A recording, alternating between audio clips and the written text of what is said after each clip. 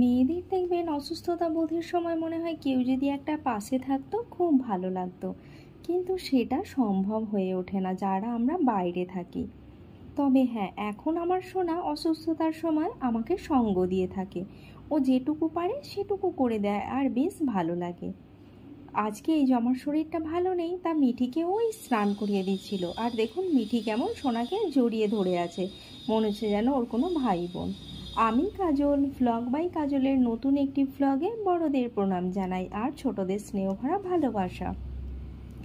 কথা বলতে বলতে দুপুরের সমস্ত কাজকর্ম সেরে বিকালে একটু সবজি বাজার করা ছিল। অসুস্থ শরীর নিয়ে রেডি হয়ে গেছি, কেননা বরমশাই তো সে যা সবজি বাজার করবে তাতে আমি আরোই অসুস্থ হয়ে পড়ব, কারণ আমাকে প্রত্যেক দিনই তারপর বাজার যেতে হবে।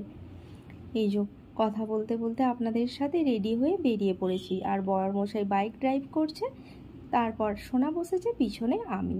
আর এই জায়গাটা আমরা সোনার স্কুলের কাছাকাছি চলে এসেছি। এখান দিয়ে আমরা যাব এলেঙ্কায়। ওখান থেকে কিছু মুদিখানা বাজার করা রয়েছে, ওগুলো করে তারপর সবজি বাজার করে নিয়ে রুমে চলে আসবো। আর জানেন আজকে শরীরটা খুব খারাপ লাগছিল আর মনটাও ভালো লাগছিল না, মনে হচ্ছে কী করে করব। তারপর শোনাই যে ও মিঠিকে স্নান করিয়ে দিল, বিছানাগুলো গুছিয়ে দিল, মানে যেটুকু পারে সেটুকু করে দেয়।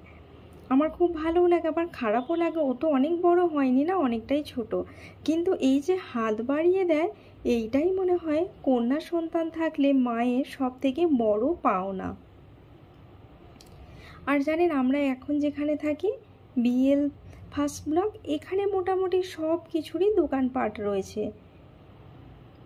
কথা বলতে বলতে আমরা বিদ্যারণ্যপুরায় চলে এলাম। আর এখানে যে একটা স্ট্যাচু করা আছে বাস স্টপের ওখানে। আর জানেন এখন ব্যাঙ্গালোরে এত সুন্দর এই যে গোলাপি ফুলগুলো ফুটেছে, মনে হচ্ছে যেন পুরো ব্যাঙ্গালোরটাই গোলাপি শহর হয়ে উঠেছে। তারপর রুমে ফিরে চলে এসেছি। সোনার খিদে পেয়েছিল, ওকে বললাম কি বানিয়ে দেব। ও দেখি নিজেই রান্নাঘরে গিয়ে প্যানকেক বানানোর জন্য এই যে কলা কাটছিল, আর মিঠি ওর সাথে সাথে ঘুরছে, গিয়ে ওর সাথে কলার খোসা ধরে টানছিল। তারপর সোনা কলাগুলোকে স্ম্যাশ করে ওর মধ্যে একটা ডিম ফেটিয়ে দিয়েছিল, আর দিয়েছিল ময়দা, না ভুল করলাম, আটা দিয়েছিল, আর একটু দুধ। আর জানেন এখানে গরুর দুধ পাওয়া যায় না, তাই জন্য এই যে আমুলের এই পাউচগুলি আমরা কিনে নিয়ে আসি। তারপর ওটা ফেটিয়ে টেটিয়ে যে 2 চামচ মতো আটা মিশিয়ে দিচ্ছে, আর চকলেট সিরাপ, সামান্য একটু চিনি। তারপরে দিয়ে দিয়েছিল একটু বেকিং পাউডার।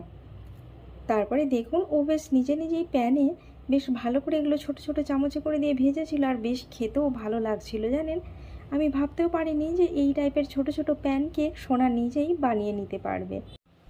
আর জানেন সব থেকে মজার ব্যাপার হলো, এটা দেখেও আমার ভালো লাগছিল যে আমি অসুস্থ থাকলেও আমার সোনা মোটামুটি কিছু একটা বানিয়ে খেতে পারবে, সেই ভেবেও খুব শান্তি লাগছিল।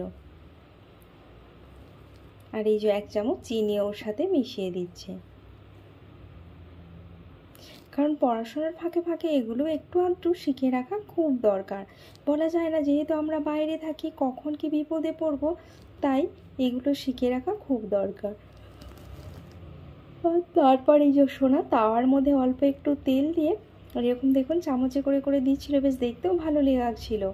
আর একটু এই প্রথমবার যেগুলো দিয়েছিল একটু পিছন দিকটা কালো কালো হয়ে গেছিলো, তবে টেস্ট কম হয়নি। পরের বার যেগুলো দিয়েছিল সেগুলো ঠিকঠাক ছিল, কারণ ওর গ্যাসটা বাড়ানো ছিল।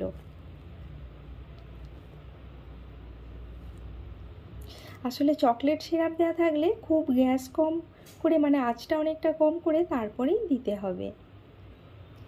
আপনারাও এই রেসিপিটি ট্রাই করে দেখতে পারেন, আশা করি ভালো লাগবে। তো চলুন সবজিগুলো গুছিয়ে নিই আর সোনার প্যানকেকগুলো টেস্ট করে দেখি কেমন হয়েছে। আজকের মতো ব্লগটি এই পর্যন্তই বন্ধুরা, দেখা হবে আগামীকাল নতুন একটি ব্লগ নিয়ে। তার আগে একটা জিনিস করতে ভুলবেন না, আপনি যদি আমার চ্যানেলে নতুন হয়ে থাকেন তো চ্যানেলটি সাবস্ক্রাইব করতে ভুলবেন না। আপনার একটা সাবস্ক্রিপশন হয়তো আমাকে অনেক দূর এগিয়ে নিয়ে যাবে। আর হ্যাঁ, লাইক দিতে ভুলবেন না, আর পারলে বন্ধুদের মধ্যে শেয়ার করে দেবেন, হয়তো অনেক রেসিপি ব্যাঙ্গালোর সম্বন্ধে অনেক কিছু ইনফরমেশন কেউ জানতে পারবে। তো চলুন বন্ধুরা আজকে সবজিগুলো গুছিয়ে রাখি আর জানেন এখানে সবজি মোটামুটি ওই টাটার যে শোরুমগুলো রয়েছে সব কিছুই পাওয়া যায়। তো আজকের মতো বাই বাই, দেখা হবে আগামীকাল নতুন একটি ব্লগ নিয়ে। ততক্ষণ আপনারা খুব ভালো থাকবেন আর শারীরিক আর মানসিক দিক থেকে সুস্থ থাকবেন, এইটুকুই কামনা করি। আর বড়রা আশীর্বাদ করবেন আমি যেন এগিয়ে যেতে পারি। বাই বাই বন্ধুরা।